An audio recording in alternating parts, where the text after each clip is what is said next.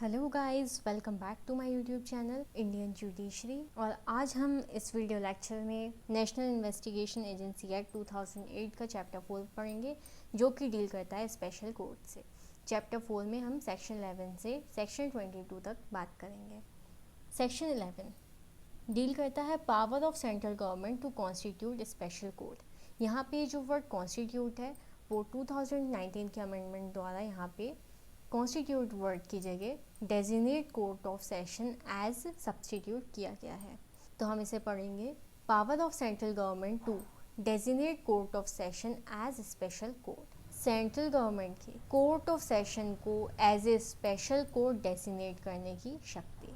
यहाँ पे जो मैंने पिंक से अंडरलाइन किया है, यहाँ तक 2019 के अमेंडमेंट द्वारा सब्स्टिट्यूट हो गया है, तो इसको हम ऐसे पढ़ेंगे। Section 11 subsection 1, The central government shall, in consultation with the Chief Justice of the High Court, by notification in the official gazette, for the trial of scheduled offences, designate one or more courts of session as special courts for such area or areas, or for such case or class or group of cases as may be specified in the notification. जो central government होगी वो high court के chief justice की consult से official central government high court के chief justice की consult से official gazette में नोटिफिकेशन के द्वारा स्केड्यूल्ड ऑफेंसेस को ट्रायल करने के लिए एक या एक से ज़्यादा कोर्ट ऑफ सेशन डेजिग्नेट कर सकेगी एज ए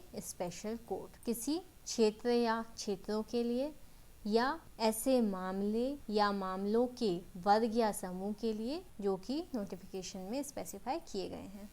एक्सप्लेनेशन देख लीजिए। For the purpose of this subsection the expression high court means the high court of the state in which a court of session to be designated as a special court is functioning. इस subsection के purpose के लिए high court का मतलब है कि state का high court जिसमें court of session special court designate किया गया है और स्पेशल कोर्ट की जैसे फंक्शन वो परफॉर्म कर रहा है। अब आ जाइए सबसेक्शन 2 पे। Where any question arises as to the jurisdiction of any special court, it shall be referred to the central government whose decision in the matter shall be final. जहाँ पे special court के jurisdiction को लेकर कोई question arise होता है तो ऐसा क्वेश्चन जो है वो सेंट्रल गवर्नमेंट को रेफ़र कर दिया जाएगा और सेंट्रल गवर्नमेंट का डिसीजन ही इस मैटर में फाइनल होगा। सबसेक्शन 3 से लेकर सबसेक्शन 7 तक ओमिट किया जा चुका है, इसलिए सीधे सबसेक्शन 8 पे आ जाइए। यहाँ पे जो मैंने अंडरलाइन किया हुआ है, इनकी जगह 2019 के अमेंडमेंट में कुछ सेंटेंसेस इनकी जगह पे सब्स्टिट्यूट किए गए हैं। तो हम सबसेक्शन 8 को पढ़ेंगे। For the removal of doubts it is hereby provided that the attainment by the session judge of the court of session of the age of superannuation under the rules applicable to him in the service to which he belongs shall not affect his continuance as judge of the special court, and the appointing authority in consultation with the central government may by order direct that he shall continue as judge until a specified date or until completion of the trial of the case or cases before him whichever is earlier। तो subsection 8 ये कहता है, section 11 subsection 8 ये कहता है कि doubts के removal के लिए ये प्रोवाइड किया जाता है कि सबसेक्शन 1 में निर्दिष्ट सेशन कोर्ट के सेशन जज द्वारा उस सेवा में जिससे वह रिलेटेड है उसे लागू होने वाले नियमों के अधीन सुपर एनुएशन यानी कि पेंशन जो कि रिटायर्ड एम्प्लॉय या ऑफिसर को पे की जाती है या अधिवर्षिता की आयु प्राप्त कर लेना उसके स्पेशल कोर्ट के जज के रूप में बने रहने को प्रभावित नहीं करेगा। और सेंट्रल गवर्नमेंट के कंसल्ट से अपॉइंटिंग अथॉरिटी ऑर्डर द्वारा यह डायरेक्ट दे सकेगी कि वह स्पेसिफाइड डेट तक या उसके समक्ष कोर्ट के ट्रायल पूरा होने तक जज बना रहेगा। सबसेक्शन 9 यहाँ पे पूरा ही सब्स्टिट्यूट हो गया है, इसको हम पढ़ेंगे। When more than one special court as designated for an area or areas, the senior most judge shall distribute the business among them। जब किसी एरिया या एरिया के लिए एक से ज़्यादा स्पेशल कोर्ट डेजिनेट की जाती हैं तो जो वहाँ के सीनियर मोस्ट जज होंगे वो अपने फंक्शंस को, अपने बिजनेस को, अपनी कार्य को डिस्ट्रीब्यूट करेंगे। आई होप आप लोगों को सेक्शन 11 2019 के अमेंडमेंट के साथ समझ आ गया होगा। हम एडीपीओ का सिलेबस कवर कर रहे हैं। अगर आप लोगों को कोई भी डाउट होता है तो आप हमसे पूछ सकते हैं। सेक्शन 12 पे आ जाइए।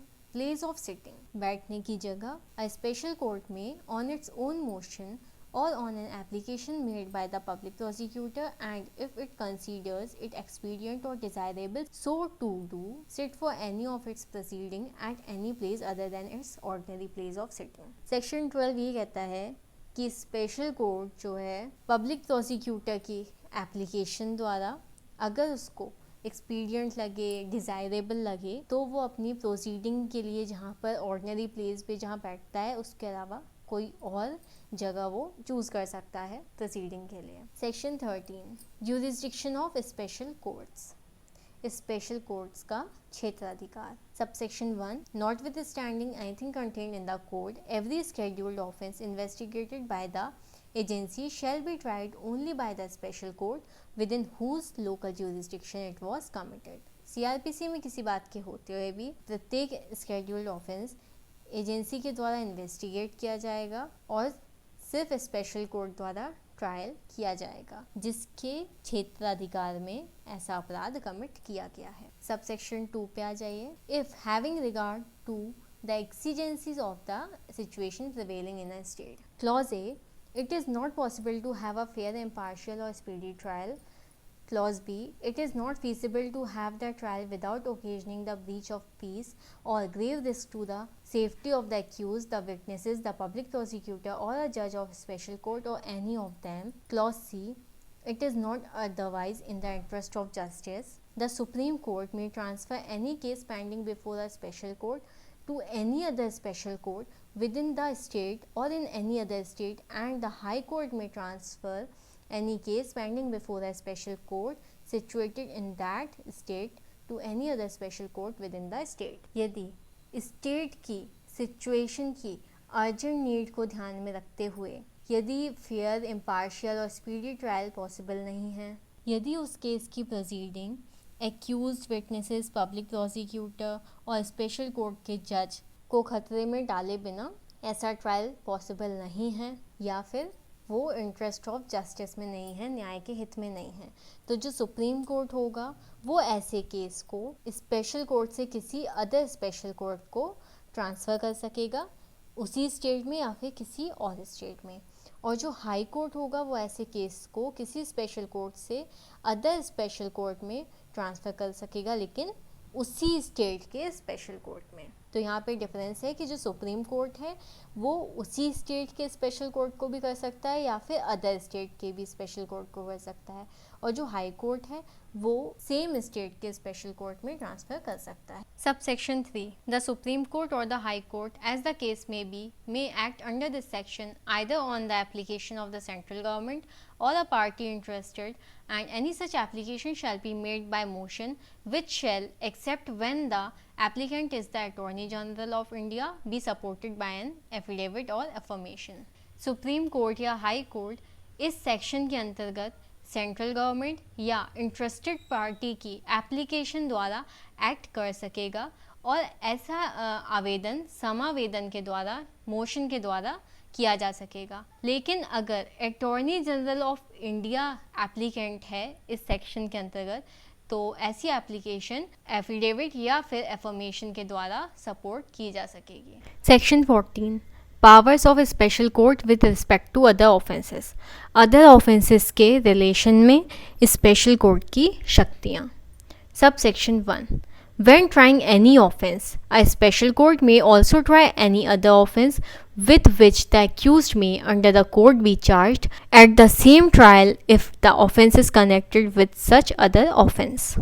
स्पेशल कोर्ट जब वो किसी ऑफेंस को ट्रायल कर रहा हो तो उसी ट्रायल में ऐसे किसी अदर ऑफेंस का भी वो ट्रायल कर सकेगा जिस पर एक्यूज को CRPC के अधीन चार्ज किया जा सकेगा और यदि वह ऑफेंस ऐसे अदर ऑफेंस से कनेक्टेड है।